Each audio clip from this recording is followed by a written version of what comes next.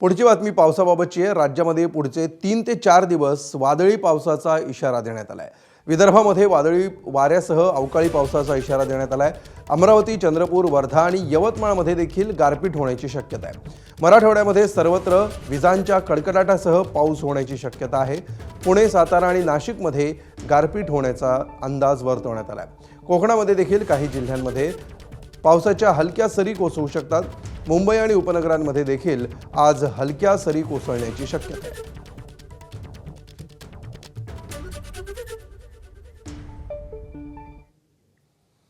तर लातूर जिल्ह्यामध्ये बारदाना उपलब्ध नसल्यामुळे गेल्या 4 ते 5 दिवसांपासून या केंद्रांवर हरभरा खरेदी पूर्णपणे बंद आहे। त्यामुळे शेकडो शेतकरी अडचणीत सापडलेत। अवकाळी पावसाच्या पार्श्वभूमीवर शेतकऱ्यांची चिंता वाढली आहे। लातूर जिल्ह्यामध्ये हमीभावानं हरभरा खरेदीसाठी मार्केटिंग फेडरेशन आणि पणन मंडळाच्या माध्यमातून 130 खरेदी केंद्र सुरू करण्यात आली आहेत। मात्र या केंद्रांवर गेल्या 4 ते 5 दिवसांपासून खरेदी पूर्णपणे ठप्प झाली आहे। 8 दिवसापासून आपल्याकडे बारदाना नसल्या कारणास्तव खरेदी बंद आहे। तर शासनाला विनंती करण्यात येते की त्यांनी ताबडतोब बारदाना देण्याची कृपा करावी आणि 50% शेतकऱ्याची खरेदी झालेली आहे। आणि आता बारदाना नसल्यावर खरेदीचे लोक आणि माल इथं टाकत आहेत आणि पाऊस पडत असल्यामुळे माल खराब होण्याची शक्यता जास्त आहे। तर शासनाला विनंती करण्यात येते बारदाना ताबडतोब द्यावा। तर धुळे जिल्ह्यात झालेल्या अवकाळी पाऊस आणि गारपिटीनं तब्बल 8145 हेक्टर क्षेत्रावरच्या पिकांचं नुकसान झालंय। तर धुळे आणि साक्री तालुक्याला अवकाळीचा सर्वाधिक फटका बसलाय। साक्री तालुक्यात 9000 पेक्षा अधिक शेतकरी बाधित झालेत। तर धुळे तालुक्यातही कांदा उत्पादक शेतकऱ्यांचं मोठं आर्थिक नुकसान झालंय। मका, बाजरी, भाजीपाला, पपई, डाळिंब आणि आंब्याचा मोहोर गळून पडल्यामुळे बागायतदार हवालदिल झालेत। प्रशासनानं तत्काळ पंचनामे करून मदत करावी अशी मागणी शेतकरी करतायत। तर कोल्हापूरमध्ये सुद्धा वादळी वाऱ्यासह जोरदार अवकाळी पाऊस कोसळलाय।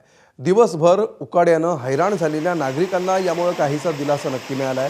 अचानक आलेल्या पावसामुळे वाहनधारकांची तारांबळ उडाली। विजांच्या कडकडाटासह मुसळधार पावसानं कोल्हापूरला झोडपून काढलं।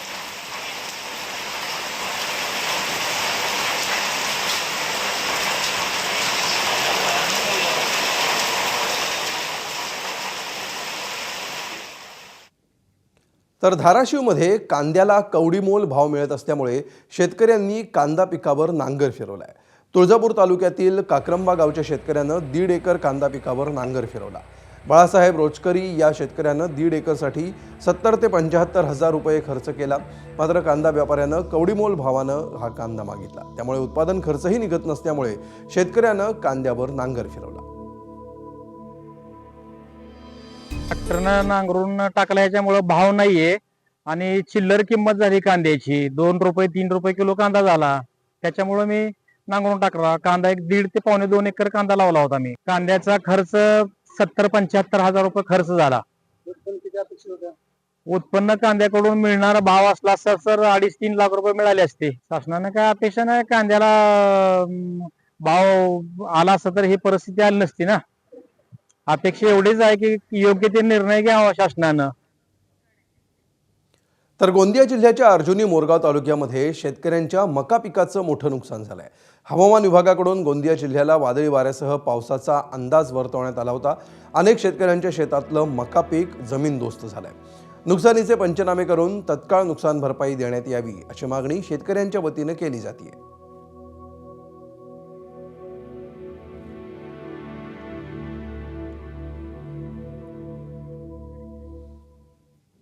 तर आंबा आणि काजू उत्पादक शेतकऱ्यांना सरकारनं दिलेल्या मदतीबाबत मुख्यमंत्र्यांशी चर्चा केल्याची माहिती मंत्री नितेश राणेंनी दिली आहे। फक्त 220 रुपये मदत मिळत असल्यामुळे शेतकऱ्यांनी नाराजी व्यक्त केली। ही मदत अतिशय तुटपुंजी आहे। आंबा उत्पादकांसाठी सरकारनं उभं राहायला हवं अशी मागणी नितेश राणेंनी मुख्यमंत्र्यांकडे केली।